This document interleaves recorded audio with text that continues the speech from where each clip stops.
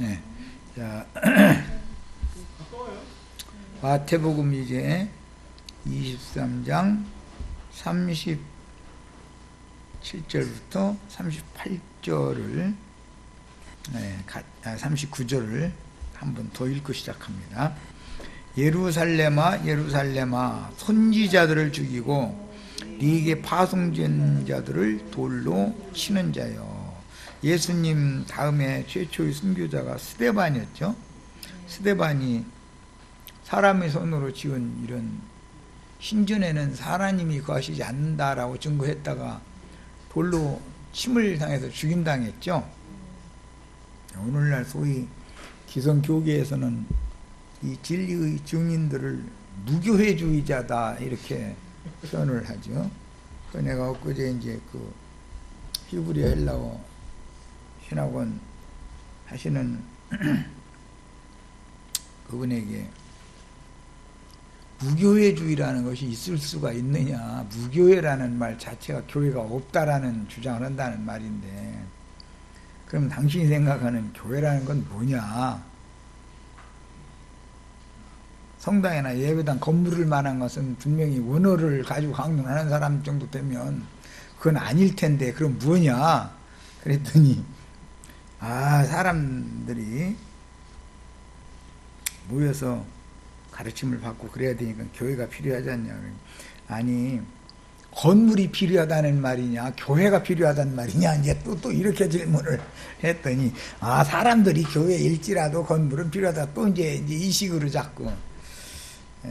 그래서 건물을 교회라고 하는 것은 아니고 교회가 모이는 건물이라는 말이지 않냐고 말을 정확히 해야 되지 않냐 이러다가 이제 맞췄는데 참 이런 문제가 보통 문제가 아니죠. 사람들 그 고정관념을 바꿔놓는다는 건 참 쉽지 않습니다. 고린도전서 너희 집이 황폐하여 버림받으리라 그랬으니까 예루살렘 성과 예루살렘의 성전은 이제 버림바가 된다 지금 그 말이잖아요. 자, 그러니까 이런 모든 말씀들을 합당하게 해석을 하려면 성경의 진리 지식이 잘 구비가 되어져야만 되는 얘기죠. 고린도전서 1장 18절에서 25절까지 읽어보겠습니다.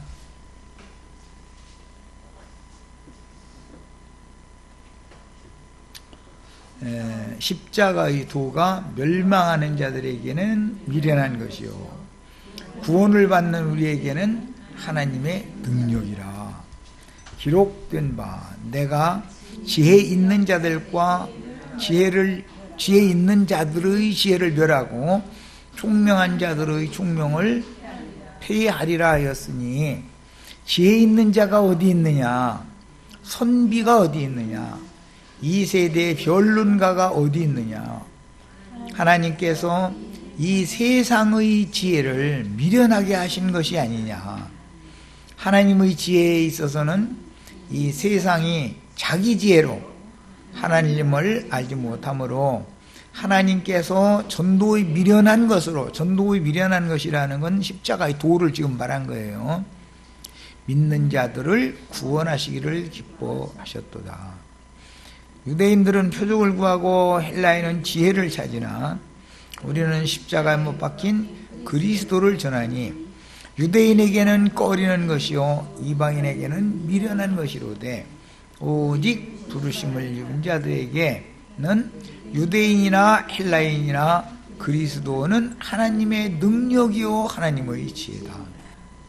하나님의 어리석음이 사람보다 지혜롭고 하나님의 약하심이 사람보다 강하니라. 이렇게 말씀이 이어져 나갔어요. 그러니까 세상 지혜와 세상 지식을 많이 구비를 하면은 왜 하나님을 이렇게 힘써 대적하게 되는가?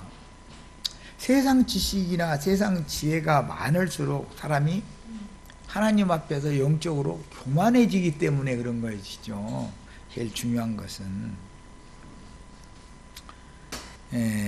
주님께서는 자칭 지혜롭고 슬기 있다 하면서 지식의 열쇠를 가지고 가서 함부로 사용하는 자들을 그들의 영이 너무 교만하기 때문에 물리치시고 주님께 축복을 받았던 어린아이들과 같이 땅에 사는 동안 그 영이 겸손하고 마음이 낮아진 자들만 구원을 하신다라는 것이 성경의 일관된 말씀들입니다. 그러므로 사람의 지혜, 세상 지식 이런 걸 가지고 하나님의 성령의 감동으로 말미암는 참 지혜와 참 지식, 성경을 깨닫는 참 지혜와 참 지식을 무시하면서 인간 세상의 지혜와 지식을 가지고 앞세워서 하나님의 말씀을 힘써서 대적하는 자들을 잘 분별을 할 필요가 있다는 거예요. 세상 지혜와 지식으로 무슨 히브리어 헬라어 문법 분해가 어떻고 그걸 또 파자 해석을 또 낱낱이 하면 또 어떻고 해가면서 하면은 굉장한 것처럼 사람들이 이렇게 그 사람을 우러러보고 높이고자 하고 하는 것이 있는데, 이런 것은 다 인간들에게 아담 세계에 저주로 들어온 종교성에 기인하는 것이다 라는 걸 아셔야 됩니다. 하나님의 경륜에 따른 구원을 받아야 되는 것이지, 사람이 무슨 돌을 닦거나 수고하고 노력을 해서, 즉 육체의 연습을 많이 해서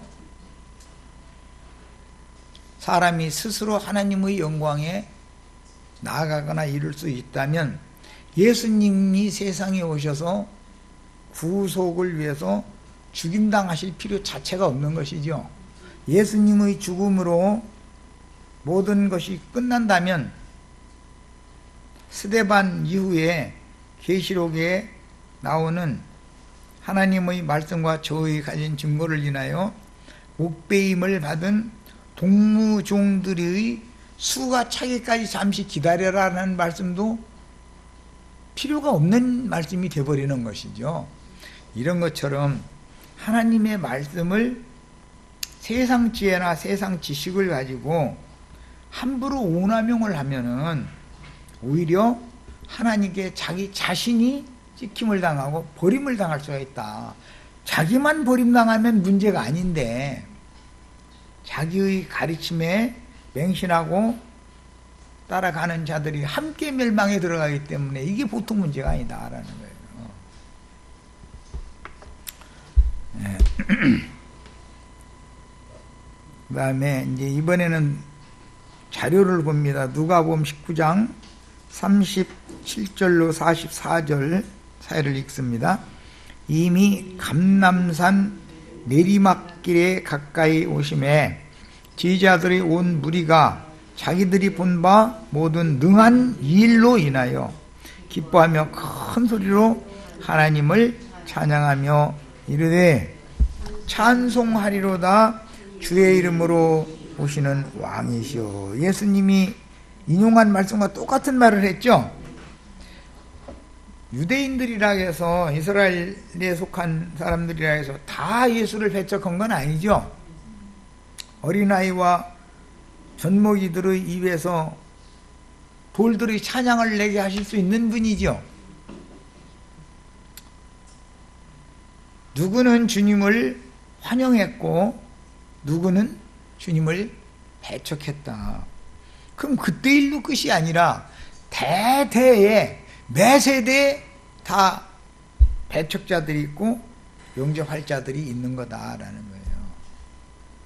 그러니까 우리도 이런 말씀을 통해서 배척자들이 되어진 그 당시 유대 교인들은 주님의 입으로 나오는 지혜로운 말씀, 은혜의 말씀을 못 깨달았거나 이해가 잘 안 되면 종종이 다시 물어봐야만 신사적인 사람이죠. 자기네들의 랍비들이 가르치는 율법 말씀과 서로 부딪히거나 아니면 상극이 되거나 그렇게 할 때는 마음을 열고 예수님께 나와서 물었어야 하는 거예요, 원래는. 그런데 그게 아니고 자기네들 것은 너무 100% 맞고 예수님의 말씀은 너무 자기네들의 신앙과 안 맞다 그랬기 때문에 이단자로 몰아서 죽인 거잖아요. 이런 일이 오늘날도 여전히 반복된다. 이것을 깊이 깨달을 필요가 있습니다. 40절 대답하여 이르시되 내가 너희에게 말하노니 만일 사람들이 침묵하면, 마태복음에서는 이건 누가복음 이야기고, 어린 아이들이 돌들로 상경을 해가면서 찬송하리로다 주의 이름으로 오시는 이여 호산나 해가면서 종료까지를 흔들었던 우리도 있었죠. 네. 항상 주님의 복음 말씀은 어떤 사람들에게는 수용이 되어지기 마련이고 어떤 사람들에게는 오히려 그 복음을 통해서 대적을 할 수 있는 거리가 제공될 수도 있다라는 걸 알 수가 있는 거예요. 자, 이제 41절로 갑니다. 가까이 오사 성을 보시고 우시며 이르시되 나도 오늘 평화에 관한 이 일을 알았더라면 좋을 뻔하였거니와 지금 네 눈에 숨겨졌도다. 여기 너도라는 건 예루살렘을 보고 일컫는 말이지만 의인화한 표현이기 때문에 사실은 예루살렘의 지도자들을 염두에 두고 하신 말씀이죠. 벽돌이나 무슨 성벽이 평화에 관한 일을 아는 건 아니잖아요. 예루살렘 성 안에서 권세를 주장하던 기득권자들에게 하시는 말인 거지. 날이 이를지라 네 원수들이 토둔을 쌓고 너를 둘러 사면으로 가지고, 토둔이 뭔지 아세요? 역사 사극을 보면은 성이 너무 높고 견고하면 성을 지키는 자들이 위에서 돌을 던지거나 뭐 기름 끓여서 물을 부어 던지거나 뭐 이렇게 하면은 기어 올라가야 되는데 올라갈 수가 없잖아요. 사다리 놓고 올라갈 수가 없잖아요. 그렇게 하면은 저 먼 데서부터 흙을 갖다가 자꾸 성 밑에다가 올려 쌓는 거예요. 네, 이렇게 창이나 칼로 어떻게 할 수 없을 그 위치에서 간격으로 해서 이렇게 쌓는 거예요. 쭉 성 주위에 둘러서 이렇게 흙을 성 높이와 똑같이 될 때까지 계속 날려다가 돌이나 이런 걸 날려다가 쌓는데, 그 일을 하는 사람들을 위해서는 활을 쏘니까 방패를 이렇게 막아줘야죠. 그런 방식으로 해서 아주 많은 날 동안 공을 들여서 그걸 다 쌓아놓고 나서는 이제 긴 사다리를 갖다가 이쪽에서 저쪽으로 툭 해서 이렇게 다리를 평행으로 건너갈 수 있도록 만들어 놓죠. 그러고서는 일제 공격해버리면은 저 아래에서 기어 올라오는 건 힘이 들지만 평평하게 해서 그냥 건너가는 것은 앞에 가는 사람 몇 사람은 죽일 수 있지만 뒤에 물밀듯이 밀려오는 사람들한테는 점령당하는 거잖아요. 그렇게 할 때 그 흙담을 이렇게 쌓아 올리는 걸 일러서 토둔이라고 그러는 거예요. 옛날 전쟁 그런 방식으로 했어요. 자, 그 다음에 날이 이를지라 원수들이 토둔을 쌓고 너를 둘러 사면으로 가두고, 예루살렘을 멸망시킬 때 이렇게 했어요. 로마가 토둔을 빙 둘러 쌓아놓고 예루살렘 성벽 주위에다가 공격을 안 넣은 거예요. 예루살렘에서 먹을 거나 물 구하러 밖으로 나올 수 없도록만 지키면 자동적으로 죽죠. 그래서 한 사람도 못 남고 다 죽어버렸던 거예요. 그걸 뭐 그냥 쳐들어가고 그런 것도 아니고, 옛날 전쟁은 그렇게 한 거예요. 그러면 목마르고 배고프면 사람들이 뛰쳐나오잖아요. 그러면 어디가 지금 저들이 돌아다니는 문이 있다는 것이 발각되잖아요. 거기를 갖다 집중으로 공격하면 문이 열리죠. 이렇게 전쟁을 했어요, 옛날에는. 그런데 예루살렘이 또는 사마리아 성이 이렇게 멸망했다 이거예요. 그냥 바로 전체 공격을 일제히 해가지고 공격을 하는 게 아니고, 공격을 안 해. 할 필요도 없어. 비행들로 토든만 쌓아놓고 지켜, 이쪽이 오히려 지켜, 저쪽이 지키는 게 아니라, 그러면 다 죽게 돼 있는 거죠. 그런 것 보고 군사작전 용어서 고사작전이라고 그러죠. 고사작전. 고사시킨다. 배고프고 목말라 죽게 만드는 작전이다.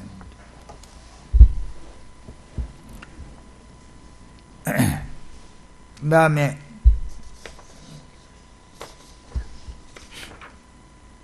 날이 이를지라 네 원수들이 토둔을 쌓고 너를 둘러 사면으로 가지고 또 너와 및 그 가운데 있는 네 자식들을, 그러니까 보니까 너와라는 건 예루살렘이고 예루살렘 가운데 있는 자식들이지요. 이제 예루살렘의 자녀들을 땅에 메어치며 돌 하나도 도리에 남기지 아니하리니 이는 네가 보살핌을 받는 날을 알지 못함이니라. 지금은, 오늘은 구원의 날이고 그들이 그토록 섬기는 주 하나님께로부터 보살핌을 받는 날이죠. 예수님이 지금 마지막 이 선고를 하는 것도 사실은 그들을, 내가 너희를 보살펴 주려고 너희를 나한테로 부르는 거다, 그 말이잖아요, 사실은. 그런데 기분 나쁘게 들리는 사람들의 귀에는 가짜는 것이 와서 우리를 쳐서 말한다, 이렇게 들리잖아요.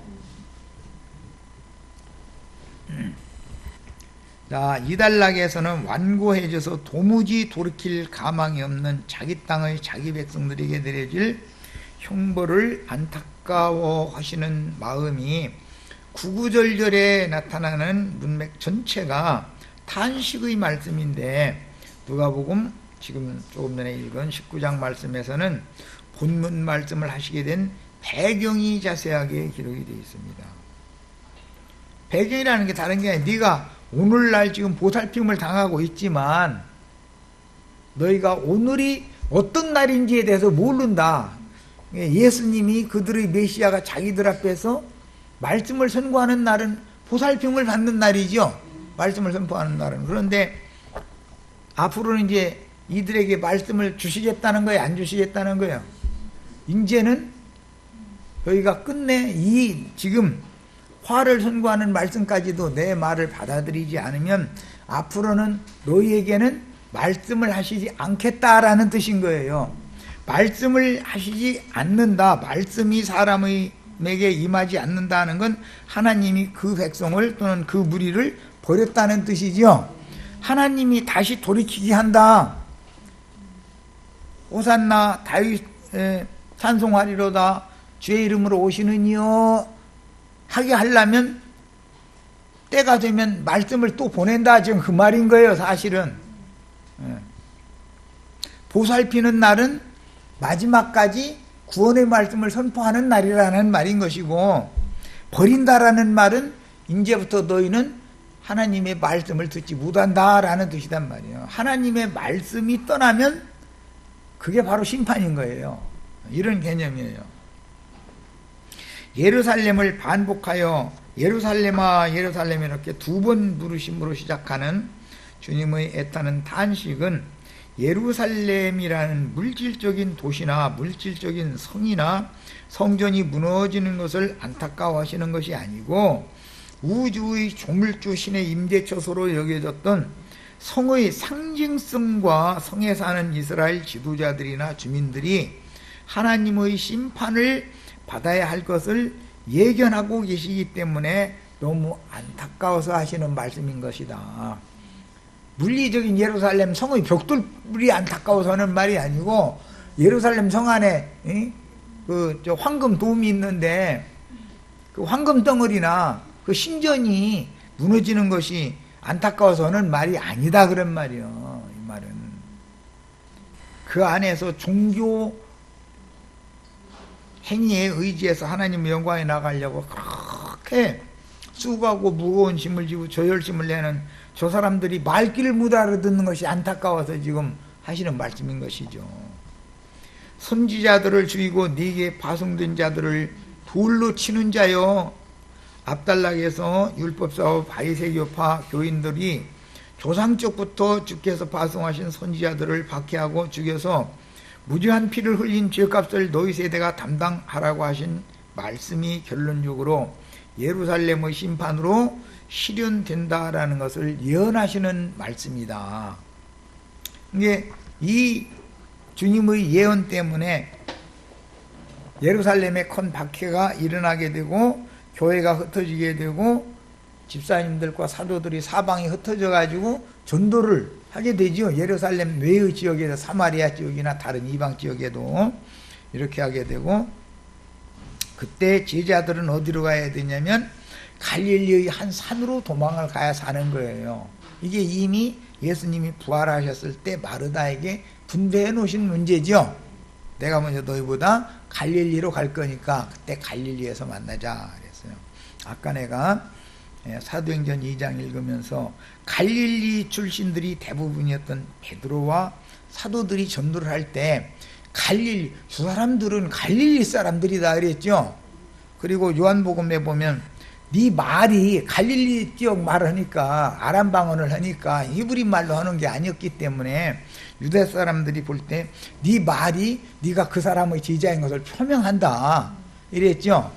그러니까 베드로는 그때 당시 히브리어를 사용한 게 아니고 갈릴리 지역의 그 아람 방언을 사용했다는 것을 우리는 알 수 있는 것이다 이런 말이에요. 이게 성경은 이렇게, 그런 것은 무슨 이런 성경 자체를 알아야만 해석이 가능한 얘기지, 문법 분해를 한다 해가지고 그런 것이 깨달아지는 건 아니죠. 성경 자체를 알아야지. 자, 한편 모세율법은 사슬이나 우상숭배 등을 위시한 가증스러운 범죄자들을 돌로 쳐 죽이도록 명령하고 있는데, 율법을 613개 조항인 유대인들의 미슈나라고 그러는데, 이거를 가르치던 자들이 폐허가 되다시피 한 히브리어를 복원한 힐렐이나 샴마이 등의 후예들인 랍비들이었다 이거. 예수님 당시에 그들의 스승들, 지금 예수님을 대적하는 자들, 그 랍비들의 선배 랍비들이 미시나를 만들어 가지고 그거를 지키라고 강요를 했을 때 예수님이 오셔서 이런 모든 여러 조항의 율법을 지키라고 하는 걸려서 수고하고 무거운 짐을 진 자들은 다 내게로 와라, 내가 너희를 쉬게 해주겠다 그랬죠. 그러니까 무엇을 하면 돼요? 이 모든 많은 조항으로 사람들을 얼금해놓고 있는 율법 제도를 완전케 하고 폐할 건 폐해버리고 이렇게 하면 자유를 얻게 되는 거죠. 힘을 얻게 되는 거고, 그 목적을 위해서 예수님이 죽으신 거예요. 그런데 이것이 복음이 잘못 와전되는 것은 인간들의 타고난 종교성 때문에 내가 좋은 사람, 선한 사람 되는 걸 추구를 해가지고 자기 육체를 쳐가지고 극단주의적인 경건 연습을 많이 하고 이렇게 해가지고 하나님의 영광에 이르려고 노력하는 것이 유대교인들이 했던 거잖아요. 오늘날 불교인들도 사실은 다 그거 추구하는 거죠. 유교인들도 다 그거 추구하잖아요. 윤리도덕적인 사람들이라는 거. 그런데 그들이 가르침을 통해서 정말로 윤리도덕적인 사람이 흠결 없는 사람이 된 사람이 하나나 있었다는 거, 없었다는 거예요? 안 된다는 거잖아요. 왜 그래요? 지난번에 말씀을 드린 것처럼 일부러 하나님께서는 저주받은 땅의 흙으로 사람의 껍데기를 입혀놓으셨기 때문에 이 육신에 있는 사람은 아무리 개선을 시키려고 해도 사람들이 볼 때는 그럴듯하게 위선을 하지만 아무도 보는 사람이 없으면 생각이 혈기와 육체의 각색 정욕으로 살짝 돌아가 버리죠. 어떤 사람은 살짝도 아니고 뭐 그냥 보는 사람만 있나 없나 이렇게 딱 이렇게 조사해보고 없다 싶으면 그냥 순간적으로 딱 가버리지. 그런데 이런 것을 히브리어나 헬라어를 열심히 추구하고 문법 추구를 하면은 그것이 없어져요, 안 없어져요? 히브리어 문법을 오늘부터 공부를 해서 딸딸 외웠어. 예를 들어서 막 힐렐이나 샴마이보다 더 잘 알아. 예를 들어서 심지어 막 학사 에스라보다도 더 많이 알아. 그러면은 죄가 거하고 있는 육체의 욕심이라는 게 없어져요, 안 없어져요? 그러니까 지금 엉뚱한 짓을 하고 앉았는 거죠. 왜 이런 것을 모르느냐 이런 말이야. 복음의 능력이, 십자가의 도가 깨달아져야만 내가 예수와 함께 세상에 대하여, 죄에 대하여, 율법 저주에 대하여 죽은 사실과 옛사람은 이미 주와 함께 장사되어서 치워졌다는 사실과 지금 사는 나는 내 안에서 그리스도의 생명으로 내 안에 들어오신 그리스도께서 사시는 것이다라는 것이 믿어진 사람만이 그 모든 말씀을, 율법을 완전케 하신 내 안에 들어오신 예수 그리스도, 그분이 임재해 계실 동안 주님이 구원을 이루어주시고 하늘 영광에 데려가 주시는 거죠. 그러기 때문에 혈과 육의 몸을 가지고 뭐 천년 동안을 못 봐가지고 뭐로 어떻게 한다? 배우고 본받아 탈바꿈한다. 그게 되느냐 그 말이요. 히브리어 많이 배우면, 히브리어라고 따따붙다 하는 사람 본받으면 탈바꿈 됩니까? 탈바꿈은 되지요. 나는 너희는 모르는 히브리어 안다 해가면서 교만하게 탈바꿈 되지요. 그러잖아요. 얼마나 황당한 예수 믿느냐라는 걸 생각하라고 얘기하는 거예요.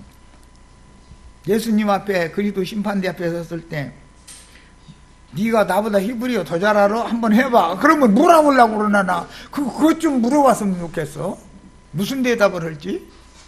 예수님보다 내가 문법을 공부를 얼마나 많이 했는데요 그러려고 그러는지. 예수님 파자 해석할 줄 모르죠. 내가 한수 일러줄게 뭐 이러면서 주님 앞에서 훈수 두려고 그러는지 뭘 어떻게 하겠다는 거예요. 내가 너무 극단적인 표현한다고 생각하시지 마시고 잘 생각해 볼 문제다 이런 말이야. 구원은 위로부터 은혜로, 값없는 은혜로 부어주시는 믿음을 내가 받아들일 때 그 믿음으로나 구원을 받는 거예요. 히브리어 많이 알아서 구원받는 것도 아니고 문법이 어떻고 파자 해석이 어떻고 하는 것을 많이 알아서 구원받는 게 아니에요. 절대로 헛다리 짚으면 안 돼. 그래 난 정확하게 길을 제시하느라고 얘기를 자꾸 하는 거예요. 사람들이 자꾸 헛다리 짚게 만든 실족시키는 게 지금 그런 방식으로 실족시키는 거잖아요. 성경의 말씀과 얼마나 엉뚱하게 지금 가느냐 이 말이요.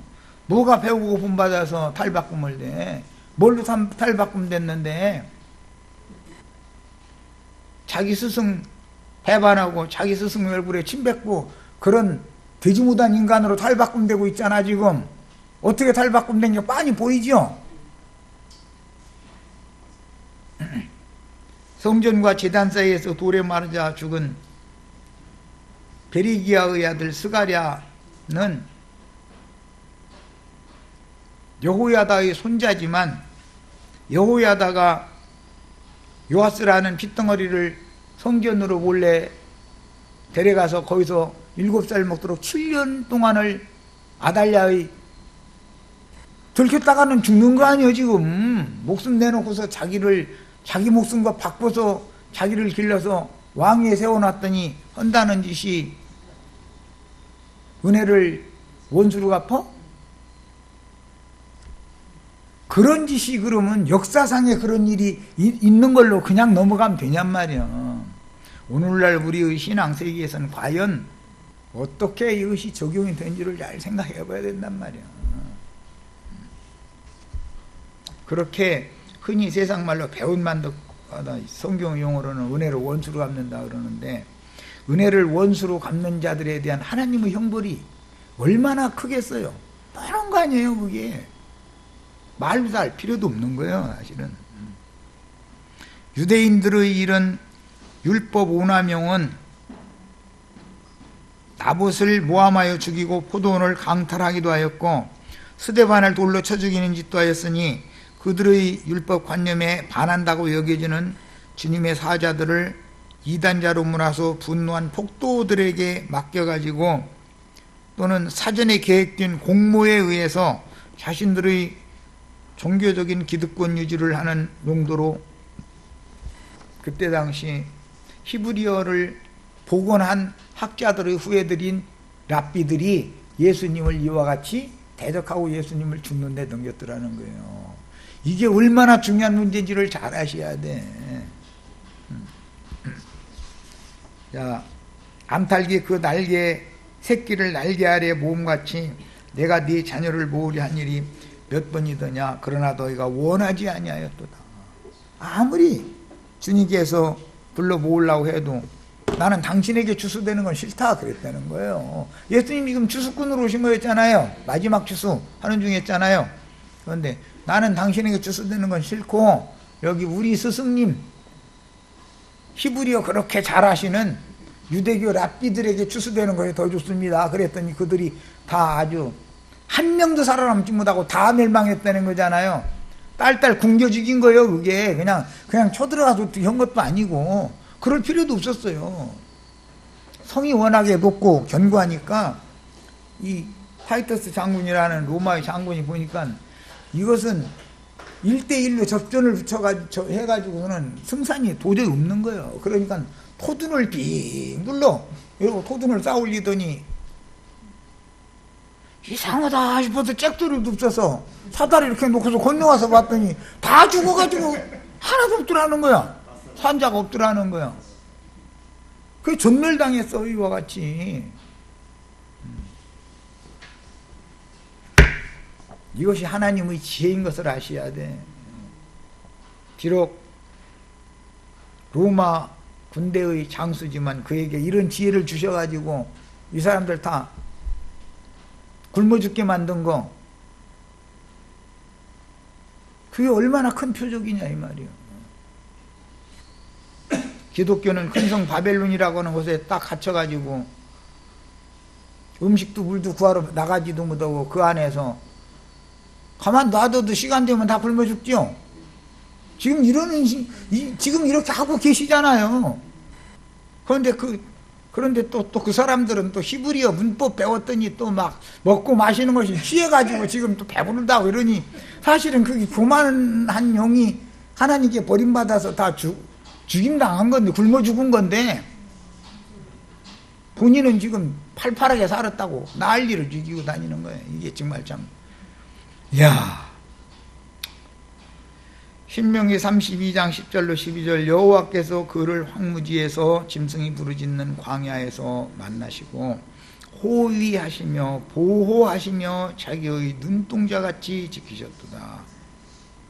마치 독수리가 자기의 보금자리를 어지럽게 하며 자기 새끼 위에 너풀거리며 그의 날개를 펴서 새끼를 받으며 그의 날개 위에 그것을 엎는 것 같이 여호와께서 홀로 그를 인도하셨고 그와 함께 한 다른 신이 없었도다 그랬어요. 여기서는 독수리 날개로 새끼를 업어다가 기르는 것으로 말씀을 하셨는데 예수님은 독수리로 비유하시질 않고 암탉으로 비유를 했죠. 내가 암탉인데 내 날개를 이렇게 펴가지고 내 날개 아래 이 병아리들 다 두르라 했더니 그 옛날 봄에 3월 중순이나 4월 초 되면은 다 옛날엔 자연 부화를 시켰으면 지금처럼 부화기에서 시킨 게 아니라 하면은 20일인가 며칠 동안 날 품고 있다가 병아리 다 까면은 엄마가 데리고 다니면서 길렀죠.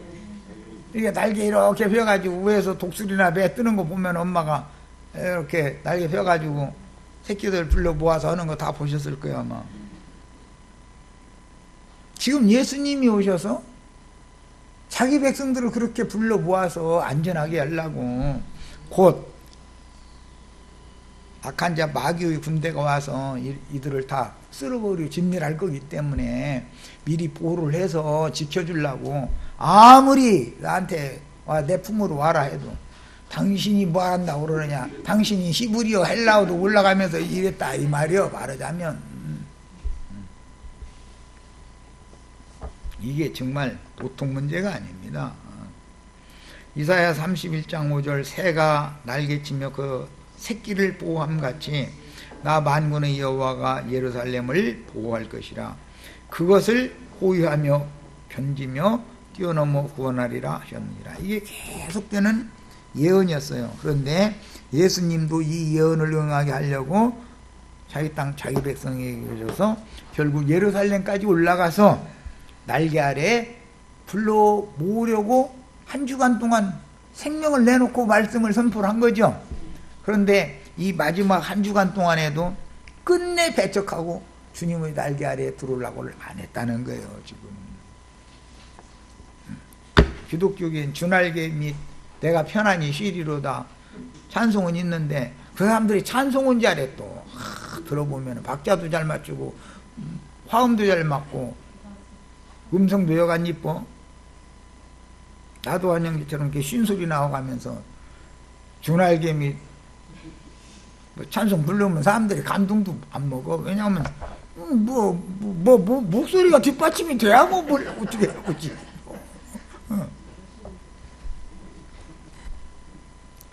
주님께서 탄식으로 하신 본문은 그 당시에 이스라엘인이라면 누구나 잘 알고 있는 격언구의 말씀인데, 이스라엘은 출애굽기 19장 4절부터 여호와께서 마치 독수리가 그 날개로 새끼를 업어서 안전한 곳으로 이동시키고 기르듯이 하리라는 말씀에 익숙한 여호와의 선민이었습니다. 왜? 랍비들이 이 독수리의 비유를 많이 했기 때문에 설교 때마다. 그러나 주님께서 내가 네 자녀를 모으려 하되, 네 자녀는 예루살렘의 자녀들을 말하는 거예요. 암탉이 날개 아래로 그 새끼를 모으려 하듯이 한 일이 몇 번이냐라고 탄식하였으니, 여호와의 실존인 예수님께서는 이스라엘의 전 역사를 통해서 이스라엘의 자녀, 예루살렘의 자녀들을 사랑과 은혜의 날개로 보호하려 하시지만 그들은 반복해서 반역하고 배역의 길로 내달림으로 안타까움으로 이와 같이 탄식을 하신 것입니다. 이거는 요아스가 자기 생명의 은인의 손자를 자기 고모부가 죽으니까 이제 때는 왔구만 내 한번 데려다 놓으면 싶으니까는 사가랴를 성전과 제단세에서 죽여버렸다는 거예요.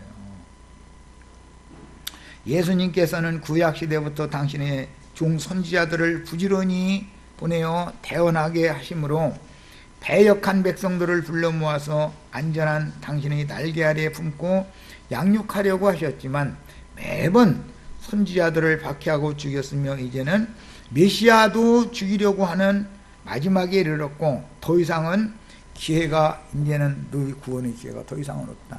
내가 끝까지 배척한다면 나도 너희를 버릴 수밖에 없다. 너희를 떠날 수밖에 없다. 즉 이제는 너희에게는 말씀을 더 이상 선보해 주지 않겠다. 그 말을 지금 최후로 선고하는 중이다. 그런 말이에요. 자, 마태복음 23장은 자기 땅의 자기 백성들에게 화를 예고하시는 마지막 나팔이므로 이제라도 자기 백성들이 마귀가 지어내어 진리 말씀에 섞어서 혼잡시킨 다른 교리들로부터 벗어나서 자신들의 메시아인 주님께로 돌아오기를 바라는 간절한 탄식들로 지금 기록이 되어지고 있습니다.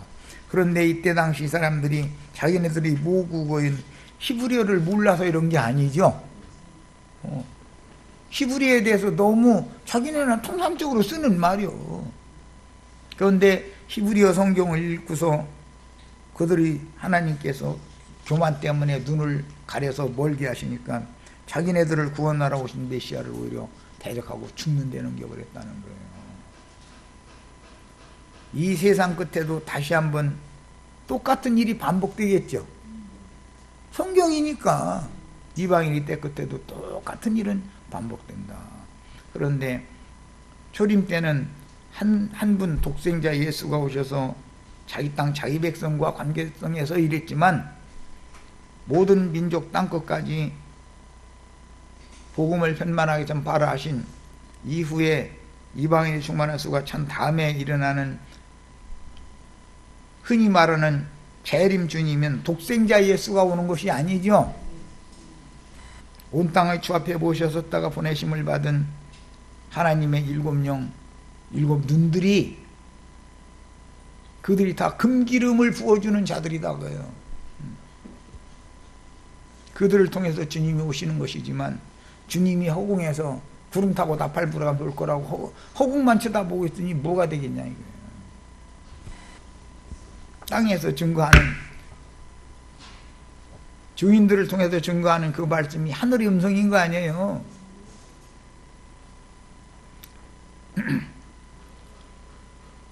그러므로 너희가 원치 아니하였도다라는 단식 말씀은 단지 그들이 주님께 돌아오기를 원치 않고 배척했다는 그런 가벼운 말이 아니고, 심하게 대적하고 쇠방하며 극도로 배척했다, 그런 뜻인 거예요. 이런 자들인데도 주님께서 오래 참고 기다리시다가 한 번의 기회를 더 주시죠. 예수님의 말을 듣지 않고 회방한 자들은 한 번의 기회가 더 있다는 거잖아요. 성령이 오셔서 지자들을 통해서 사도행전 2장 이후에 한 번의 기회를 더 주죠. 그런데도 끝내 배척하면 이제는 버릴 수밖에 없는 거죠. 그래서 사도들이 발의 번지를 털어가면서 우리가 너희는 구원 얻기에 합당치 않게 행하기 때문에 이방으로 향하노라고 이방을 향해서 떠나버렸다는 거예요. 그러면 이제는 이스라엘이 이제는 완전히 버림당해버린 때가 오는 거죠. 이방인의 때로 이렇게 전환이 됐던 거예요. 주님이 다시 온다는 말은 알고 보니까 말씀을 맡은 종 선지자들을 보낸다는 말이었던 것이죠. 네.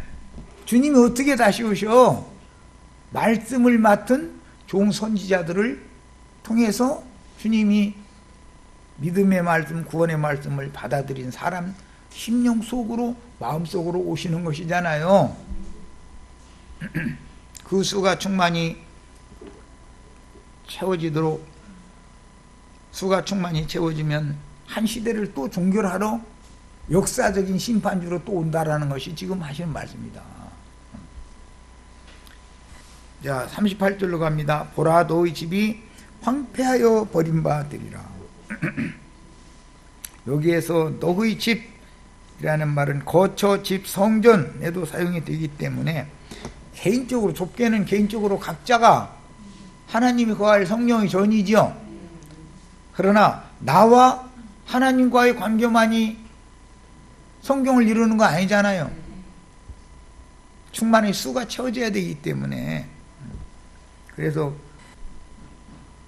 개인적인 주님과 나와의 관계성도 첫째는 중요하고, 그 다음에는 다른 지체들과의 관계성이라는 것도 매우 중요한 문제다. 양면을 잘 적용할 줄 알아야 됩니다.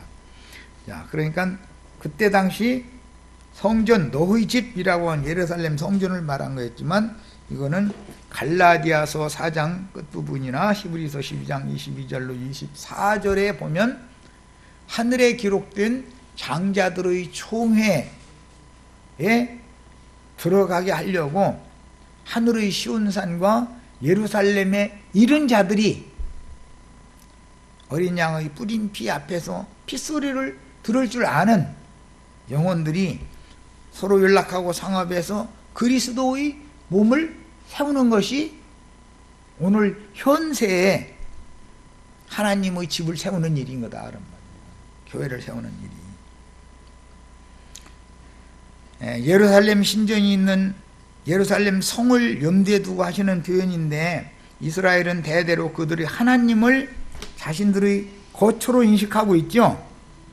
이스라엘 사람들은 주여 주는 대대로 우리 거처입니다 이러잖아요.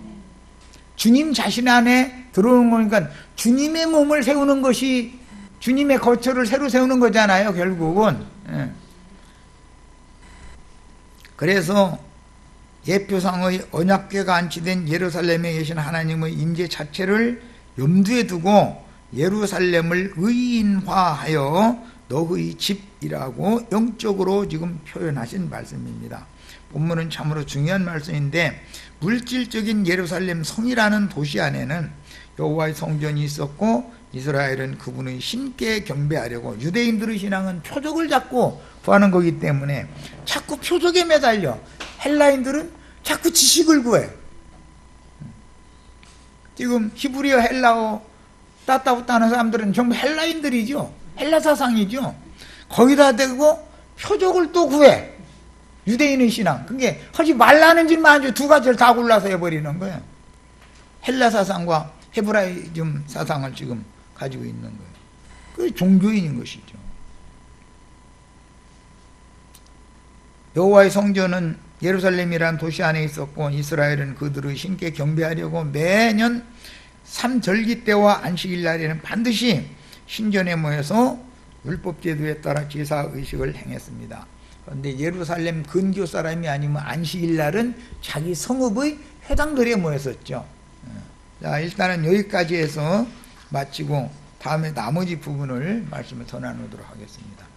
오늘 집회는 모두 마칩니다.